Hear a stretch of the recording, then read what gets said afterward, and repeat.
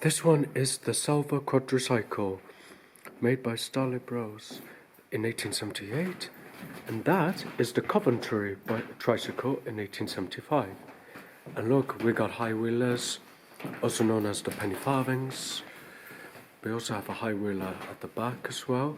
It's called the American Star, 1883. And here is a Smithville Railroad bicycle. And we have the smaller versions of the penny farthing with different names. The Kangaroo, 1885. The Facile, 1880. Geared Facile, 1889. So on and so forth. The American Safety. Springfield Roadster. This is a twig tricycle from France, manufactured in 1890. Wow, that is really something else, this tricycle. And look, there's a bicycle here made of wood, entirely out of wood, based on the original design of the Draisne, but the only exception is that they have the pedal added to it. So this is called a Horten Cross Frame Safety in 1890. And this one is a Horten Velocipede in 1875. Velocipede tricycle, yep. Tricycle is the Horten Derivela, 1892, made in Italy. This is French manufactured. It has an organ attached to it. Ah, look at this. This sort of tricycle is an early equivalent to a cargo bike. A Monarch Carrier, 1885. Another cargo bike, which is the Rudge Carrier Tricycle in 1890. This is where they carried all the groceries for the company. And here is a sociable places Lateral, 1885. This is the Coventry chair, pedaled by a driver with a passenger in the front.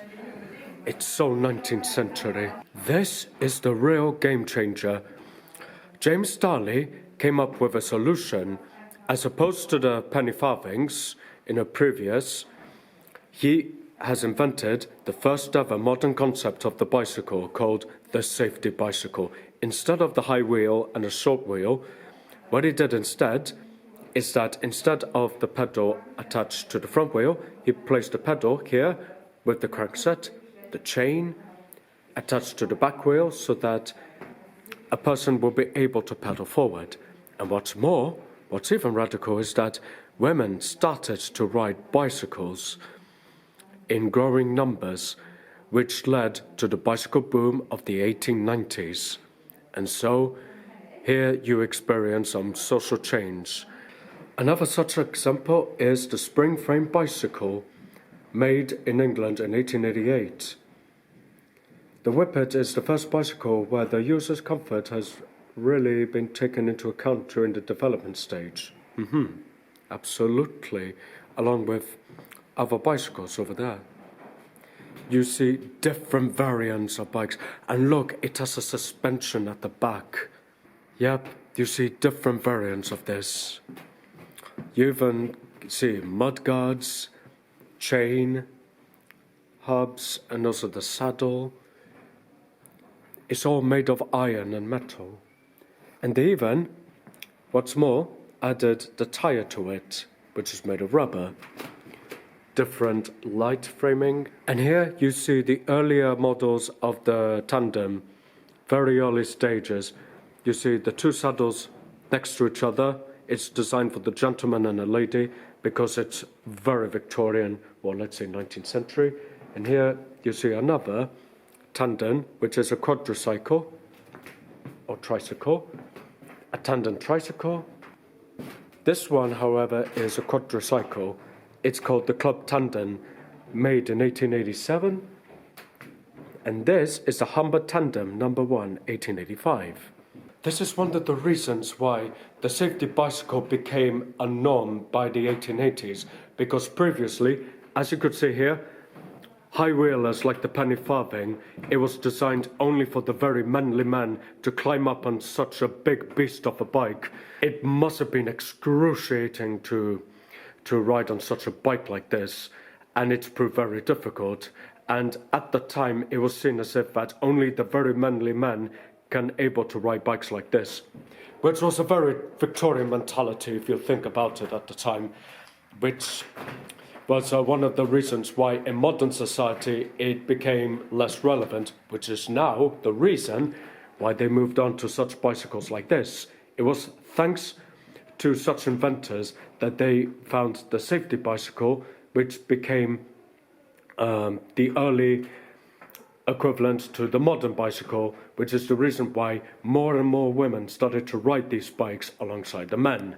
It's not just the common people who rode bikes, even the royals rode bikes as well in the Netherlands, starting with King William II of the Netherlands in 1820, who rode this hobby horse, or let's say the bike called the hobby horse, in 1820, all the way to the Ommerfiets of the royal family, belonged to Queen Wilhelmina in 1936.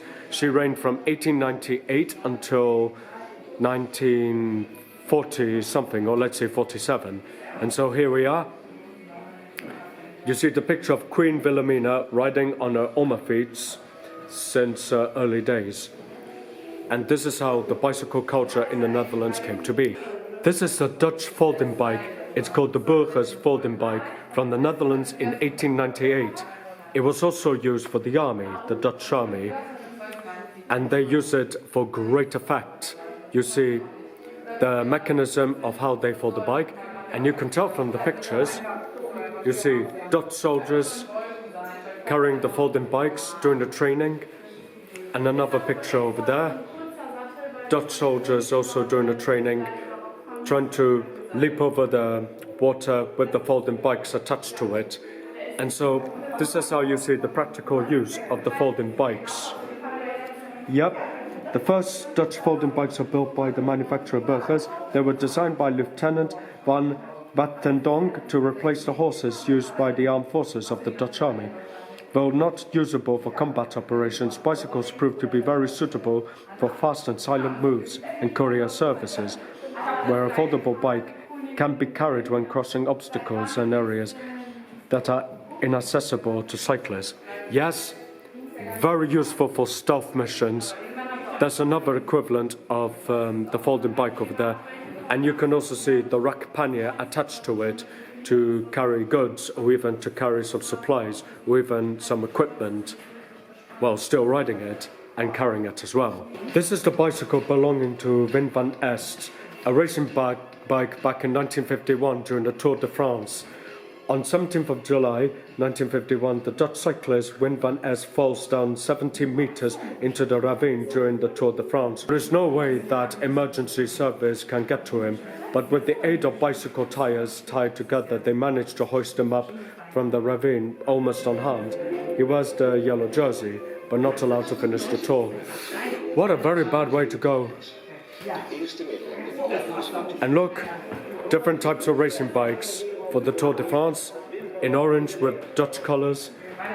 There's another bicycle over there. And that is for bike packing. This is one of the big inspirations for me, or let's say bike trekking. But this picture is Fiets van Frank van Rijn, picture just outside the Velorama. You could see this sleeping bag with the maps and baggages attached to the front rack pannier, and also the rear rack pannier over there. Wow. This is one of my biggest inspirations to go on the bikepacking adventures. Now look at this. The early form of a velomobile. You can tell from the shape here, you can tell that this shape is meant to be aerodynamic. The Vliegende Sigaar, 1922, made in Amsterdam. That is a folding bike. And speaking of folding bikes, let's have a look. This is the Molten Deluxe. Another folding bike. That's an old-timer bicycle. It's called the 2000, 1965. Here we go. We're in this section called the workshop. This is where they mass-produce these bicycles. For example, this upper feet, the one with the crossbar, has the carry capacity of 25 kilograms. you could tell from the briefcase on top of the rack pannier. Here's the saddle for comfort, and here there's headlights for the bicycle. Now it explains that it's a sort of workshop where they mass-produced bicycles from the 1930s until the 1950s. And of course, this is handmade, these bicycles, and you could tell from here the tools that are required, there's oil, and all the certain supplies and all the necessities for the maintenance of bicycles. And yes, bicycles are very cheap to maintain, whenever be swap feet, tandem bikes, upper feet, Oma feet, and all the types of feet which have been mass-produced in the Netherlands, which is the reason why Dutch cycling culture is so rich. Let's go through these bikes one by one.